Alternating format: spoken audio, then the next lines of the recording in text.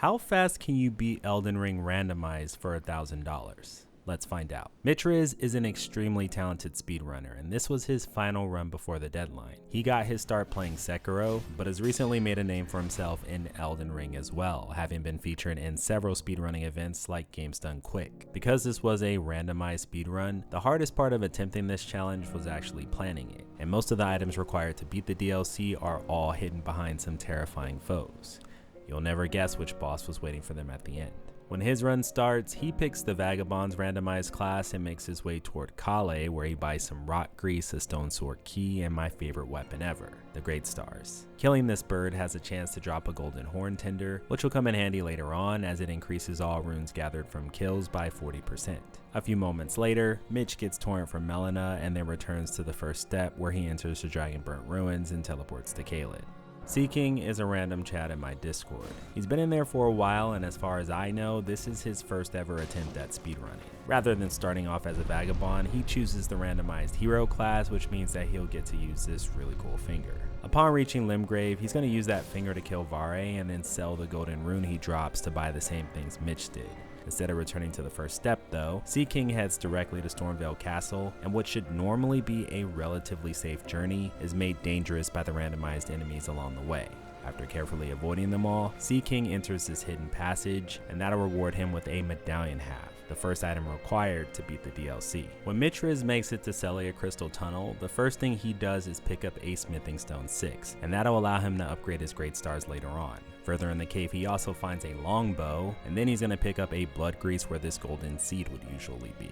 While Mitch uses Torrent to climb this tree, check out this family Erd tree I made in collaboration with my thumbnail artist. It's got all the demigods on there, including some others as well, and if you're a Lord of the Rings fan, or you just like dragons in general, we also made a Hobbit-inspired Dark Souls t-shirt, and you can get both of these for 10% off at this video's sponsor, Project Orochi. Project Orochi is a streetwear clothing line inspired by Japanese mythology and art, ranging from real-life designs such as their Countryside Ikiga and Fisherman collections, but also taking inspiration from games like Dark Souls and Elden Ring. I was completely blown away by these Kensai denim and Spring 24 jackets, but my all-time favorite design from this season has got to be this Bloodflame blade shirt showcasing Yura messing around with Eleonora's pole blade. I wonder how he got it. These guys are huge fans of Elden Ring, and they've supported the channel many times in the past, so use my code AMAZINGCHEST to get 10% off of your order. If you happen to pick the wrong size, then don't worry because they have a 30-day return policy and also free shipping anywhere in North America. Big thanks to Project Orochi for sponsoring the channel again. Be sure to check out their Instagram to stay updated on their latest releases, giveaways, and community events. Thanks again to Project Orochi for sponsoring this video. Once Mitch is finally done, he makes a stop at the Church of the Plague where he briefly enters the Round Table Hold before leaving to pick up a valuable item nearby. Rolana's Remembrance will provide him with some much needed runes early on, ensuring that he can afford to upgrade his weapon for whatever boss is hiding behind this fog wall. On his way through Stormveil, he also collects the medallion half before heading northwest where he finds even more smithing stones. One feature of this randomizer that makes life easier is that all non-somber weapons require only one smithing stone per level, making each weapon that much more viable. Once he's collected those, he uses a nearby waypoint to warp over to Liurnia, where he's going to pick up the Shard of Alexander and the most important Ash of War of his entire run, Wild Strikes. This will let him take on bosses in a much more consistent manner while simultaneously destroying NPCs. On his trip through Liurnia, Mitriz grabs a few more upgrade materials and announces to his chat that this is his final run. Because the deadline is at midnight, there just isn't enough time to start another, meaning that the pressure was officially on. And we have officially hit the point where we can no longer start a new run and finish it in time. So this is the final run that is possible. After collecting a few more stones, he finally arrives at the Grand Lift, but he's still missing the other half of the medallion. This half is surprisingly also hidden in Stormveil, and knowing this, Mitch decides to upgrade his weapon to plus 18 before finally taking on the randomized replacement for Morgott. The Golden Hippo is infamously one of the most hated DLC bosses, mainly because of its janky hitboxes and the awful camera angles. Combine that with Morgott's tiny arena, and you've got yourself a recipe for disaster. This didn't stop Mitch at all though, and shortly after the fight begins, he gets a huge stance break. Capitalizing on it, he uses wild strikes to reduce the hippo's HP by about 80% before his weapon somehow collides with the wood in the arena, canceling his skill altogether and confusing the hell out of Mitch. I didn't stop holding the button, but my wild strikes just stopped. He recovers nicely though, and mentally prepares himself for what's coming up next. Sea King's trip through Liurnia is almost identical to Mitch's, only he takes the extra time to collect a few more stones along the way. This lets him bring his weapon 3 levels higher, but he does lose a few minutes in the process. Ideally though, his stronger weapon should make up for the time lost with some shorter boss fights, but only time will tell. When his fight starts, Sea King gets a headshot and then rolls twice to get behind the hippo. When he jumps away, Sea King avoids another attack, and one more swing breaks his stance. While he's recovering, Wild Strikes completely melts the hippo's HP, and Sea King finishes this fight in just 18 seconds, 7 whole seconds faster than Mitch. Once inside the castle, Mitch starts running for his life. His goal is to make it to the courtyard where there are 2 important items waiting for him. I have to just get lucky here. This is one of the places where our run could die. But there's not really any way that I can prevent it.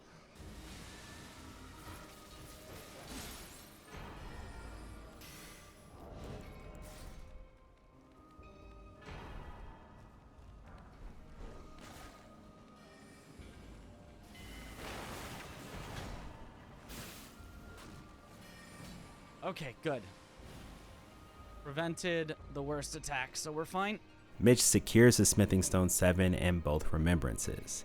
This will go a long way toward providing him with the runes he needs to upgrade his weapon. His trip still isn't over though, and he's going to use the Stone Sword key to open this door so he can try to collect the other most important item in this castle.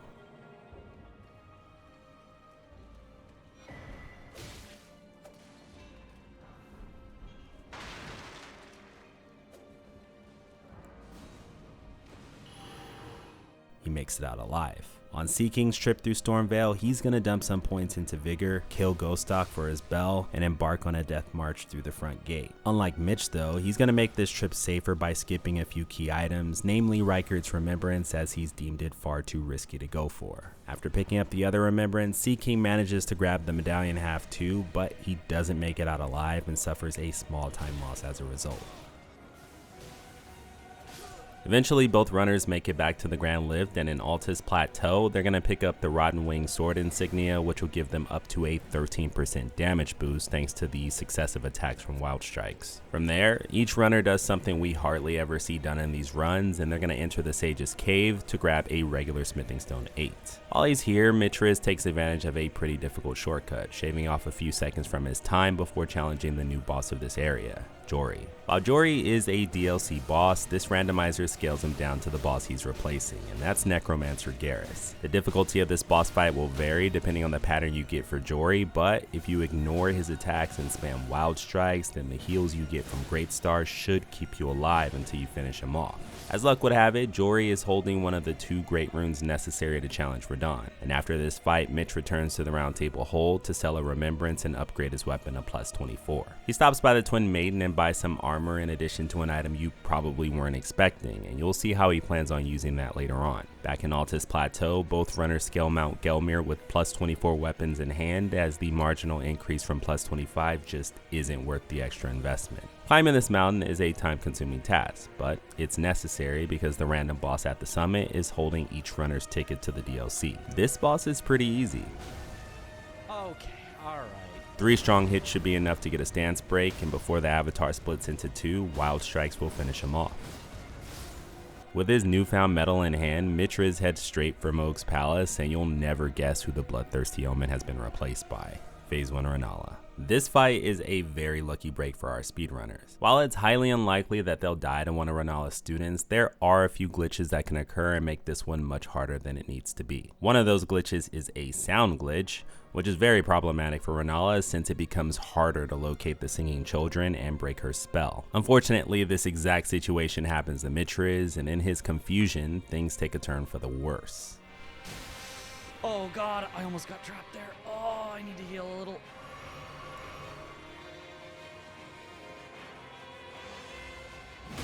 The Golden Horn Tender rewards Mitch with a tremendous amount of runes, and surviving that debacle brings both challengers over to Radahn. Sea King decides to challenge this boss before Moog, and he's in for a pleasant surprise. Radahn has been replaced by the Fire Giant, which is amazing because the wide open space and use of Torrent certainly beats fighting the Hippo back in Morgott's arena. That didn't mean this fight was going to be easy though, and the Fire Giant still has an enormous amount of HP, even when scaled down to Radahn's level. Fortunately, each runner's build is finally starting to come together, and the inherent bleed on his weapon is a great asset here. In the final stretch of this fight, Sea King flies a little too close to the sun and gets burned for his efforts. Somehow, he still manages to pass the Vigor check, and before long, each runner is now in the DLC.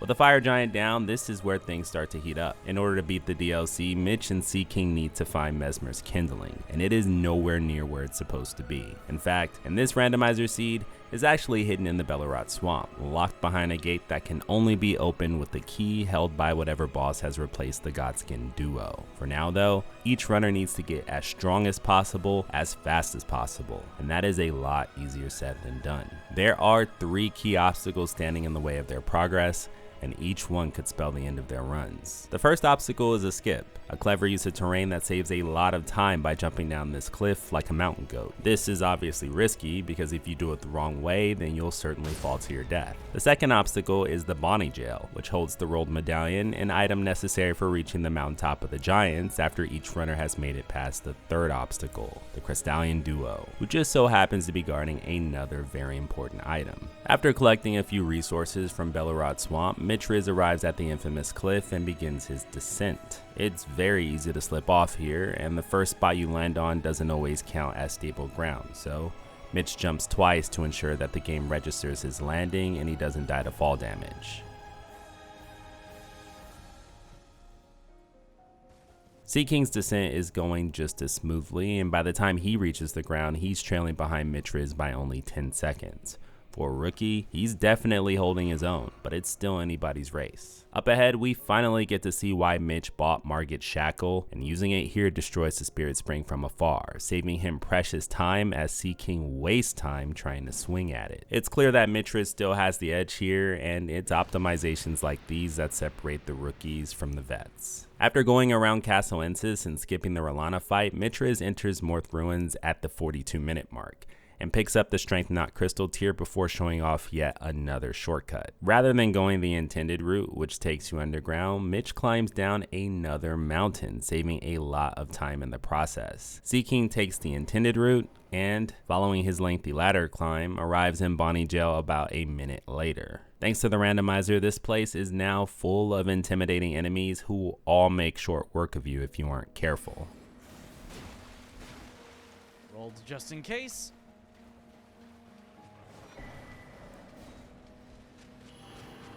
Now that both runners had the rolled medallion, it was time to get that third important item, but before doing so, they're going to make a quick trip through Shadow Keep and the ancient ruins so they can activate this grace. They'll both be coming back to this one later on because on the other side of this fog wall is the most challenging fight of the run so far and the only way to make it to the final boss. Back in Liurnia, Sea King and Mitch Riz are going to use this waypoint to warp back to the Chapel of Anticipation, where the easiest boss in speedrun history is waiting for them both. Crystallians are exceptionally weak to strike damage, and after shattering these guys into 1,000,000 pieces, both runners secure their second Great Rune and a golden ticket to Lanedale.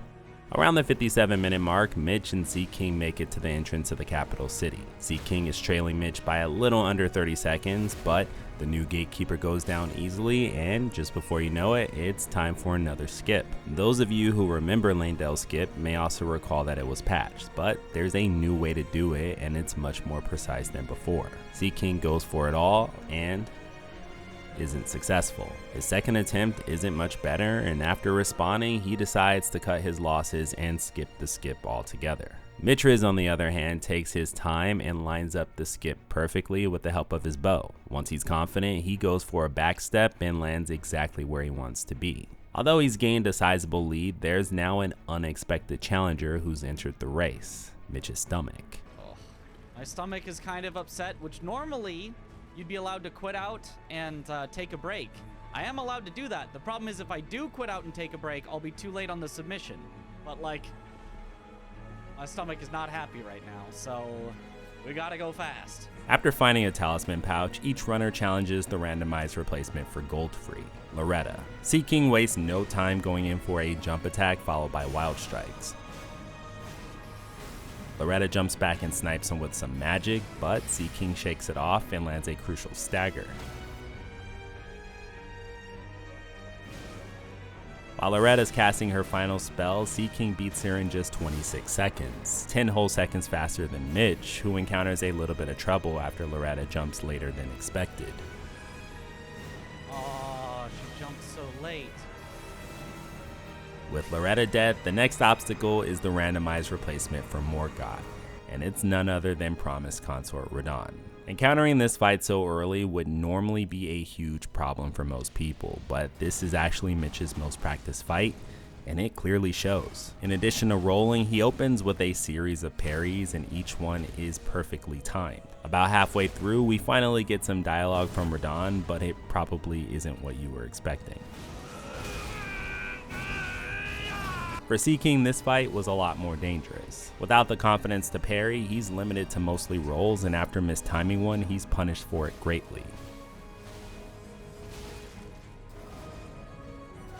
After dodging another volley, Sea King clings to second place by a little under 2 minutes, but there was still a lot of time to be made. The final stretch of this run is absolutely brutal, and to make matters worse, so is Mitch's stomach pain. I might have to pause and go to the bathroom. Like, it is, ugh, I am squirming, but hand wash skip. We never skip washing hands. It's like, just... In the Forbidden Lands, both runners take the grand lift to the mountaintops. Mitch makes a small detour to collect Letta's armor before challenging the randomized replacement for the fire giant, Rykard. In this randomizer, as a quality of life feature, whenever you challenge Rykard, the Serpent Hunter automatically enters your inventory. Rykard is also not scaled up, nor does he have his lava pool, so the first phase of this fight is a cakewalk. The second phase, though, is an entirely different boss altogether, and while this one is scaled up, this fight isn't too bad. Godfrey is fairly consistent. If you know what you're doing, then you can loop him into giving you some good attacks. Mitch has no problem pulling this off, and while he's transitioning into phase 2, the combination of wild strikes and frostbite spell the end of Fire Godfrey. The path through Fair Missoula is mostly safe as long as you know where to go, because a lot of the scary enemies here have been replaced with these guys. Going into this fight, each speedrunner had one goal in mind, and it was to hit as many headshots as possible. If you can get at least one at the start, then this fight is very consistent too, but Mitriz completely misses and is forced to fight him normally. Sea King, on the other hand, has a very strong start, landing his headshot and converting a stagger into several more. This strategy is much more effective than going for the riposte, mainly due to the fact that you get a 50% damage boost when attacking the head. Sea King beats this boss in record time, making up for a lot of the time he lost earlier in the run. This momentum is exactly what he needs to stay in this race, and the next boss is a great chance for him to catch up. After finally finding Mesmer's Flame in Bellerot Swamp, it was time to fight the worst boss of the run so far. With DLC scaling and only 2 Shadow Tree fragments, this is where most runs came to die. The monstrous moose now has an immense pool of HP, and what most people don't realize is that he has 3 phases too. Before entering each phase, the moose will go for a heal, which can waste a lot of your time. The last thing you want to see him do is go for 3 heals, and the only way to prevent that is to go fast. At half HP, the moose goes for its first heal, and Mitch still can't seem to rot him. The Regal Ancestor Spirit has extremely high resistances, so he'll have to reapply his grease multiple times before it can work. Rather than relying on rot, Sea King has a different grease in mind, choosing to exploit the boss's weakness to Holy instead. His strategy in this fight is to play well, and that's literally what he told us when we interviewed him after the fight. Aside from getting good, Sea King swaps to fire in the second half of this fight and manages to finish this one after just 2 heals. The same could not be said for Mitriz, who despite playing perfectly, has just witnessed his 3rd heal of the fight. Unfortunate 3 suck, despite the fact that I don't think I did anything particularly wrong. This wastes a lot of time, and to make matters worse, shortly after entering a near Ilum, a randomized enemy catches him off guard. Ah! Come on, let me move. Sea King's journey, by comparison, is mostly safe. He enters the Loretta fight a little after the hour mark, and this fight is intense. His first opponent is now Millicent, and as long as he can avoid waterfowl, then she should fall easily to bleed. Dane's replacement, though, was not going down without a fight, and sporting a fresh new pair of claws, bleed was now on the table, and we get to see early on just how dangerous this assassin can be. Once his help arrives, Sea King switches off and chooses to solo Letta's replacement instead, since ironically she is the easier of the 3 NPCs. Sea King uses jump attacks to knock her over and sets up wild strikes while she's getting up. As soon as Loretta goes down, Hornsent beats his opponent and it's off to the final boss. Mitriz was in trouble. Come on, let me move. Oh. He survives that encounter by the skin of his teeth, and by this point his stomachache is the last thing on his mind. Mitch's strategy in the Loretta fight is to trap them against the wall, and adding frost to his weapon rewards him with a 20% increase in damage. His plan works out versus Millicent, but it doesn't fare so well against the assassin. Mitch runs out of stamina just before he can secure the kill, and all of his hard work goes to waste as the assassin heals up. His plan is starting to fall apart, and precious seconds go by as he desperately looks for an opening. This is a kind of a disaster, but I can still salvage it, I think.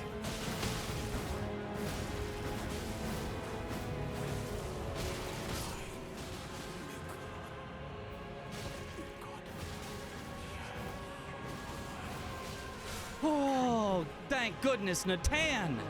You Giga Chad! Mitriz lost a lot of time, but was it enough to get Sea King the first place prize? Radahn is a coin flip. If you're able to bait out his one good attack, then you can get a scripted kill where he skips phase 2 altogether and doesn't get to Meteor. Neither runner gets the good attack though, and Mitriz decides to be patient by running around the arena in hopes that Radahn will eventually do it. Sea King, on the other hand, goes all in, and he opts for wild strikes early on, which results in a much faster fight, at least for now, because Mitch eventually does get the good attack.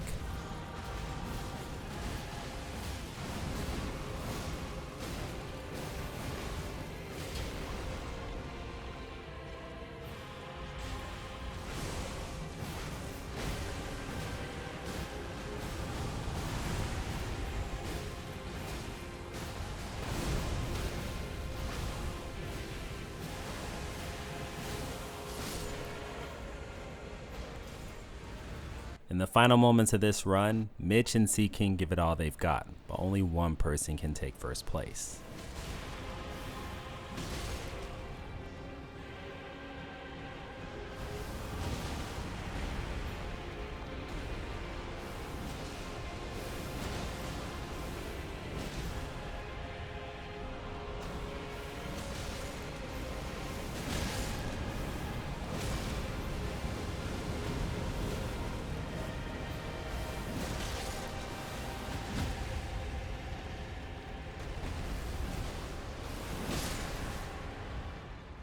Okay, there we have it.